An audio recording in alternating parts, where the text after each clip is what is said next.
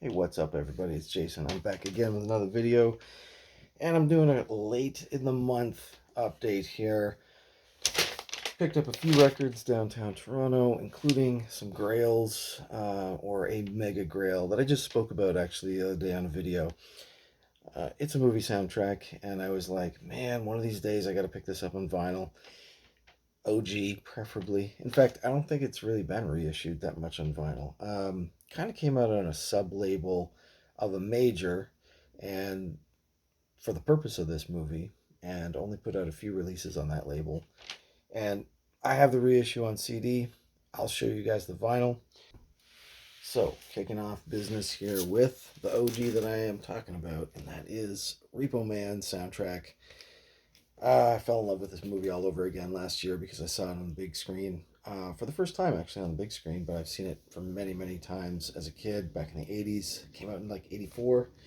Soundtrack is totally killer with full of punk favorites, etc. And just really cool versions too. Like you have Circle Jerks doing When the Shit Hits the Fan, acoustic version. Iggy Pop does the title track, Repo Man.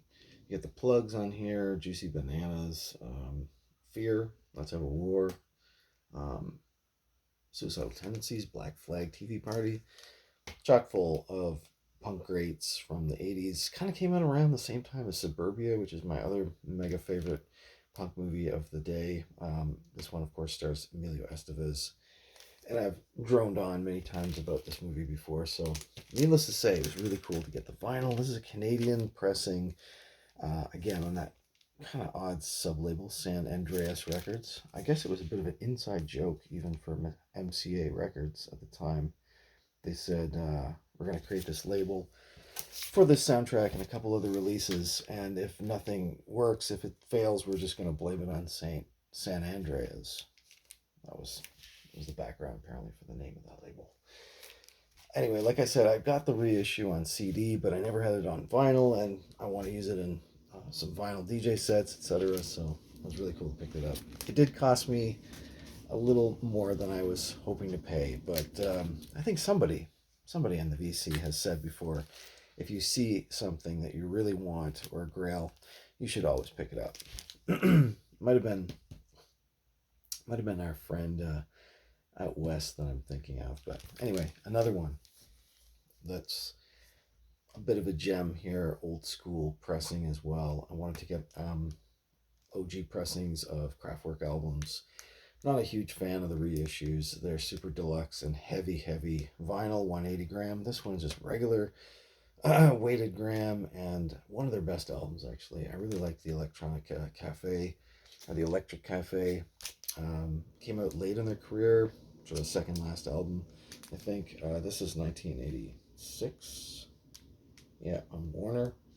And Music Nonstop, Techno Bop, Boing Boom Chuck, and the Telephone Call are all on this. Like, it's chock full with some really cool tracks, and then led to some remix singles and album, I think, afterwards too. But this is the original album, and I have a couple of the singles. I have the Telephone Call single for sure, but I wanted to get the full length album. Saw it in the bin, used copy, grabbed it.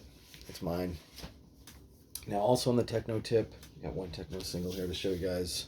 Old school from the 90s, early 90s. This is Dutch producer Speedy J on a Canadian label called Plus 8, famous label of the 90s, run by John Acquaviva and Richie Houghton.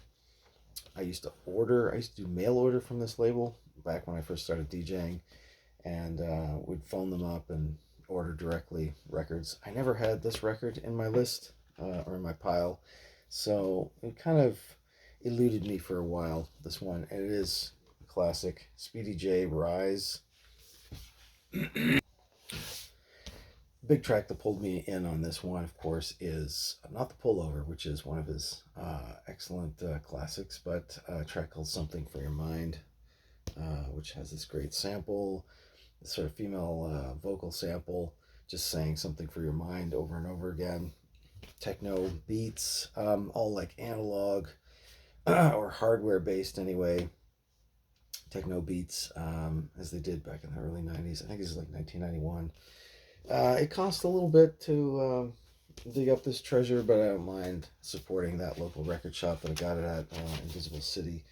Great local shop. So those are the vinyl that I picked up. Just a quick update for the end of January, and I will see you guys soon.